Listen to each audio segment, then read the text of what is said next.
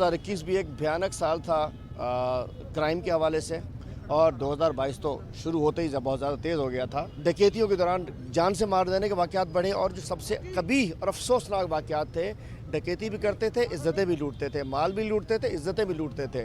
ये जो सुरजानी का वाक़या हुआ जिसमें दरिंदे कल पुलिस से मुकाबले में मारे गए, मैं कहना चाहता हूँ अल्लाह ताला पुलिस को तौफीक अता फरमाए कि ऐसे तमाम लोग मुल्ज़िम उनसे मुकाबला करें और वो मारे जाएँ। एंटी रेप बिल आया था, पीपल्स पार्टी ने मुखालफत की।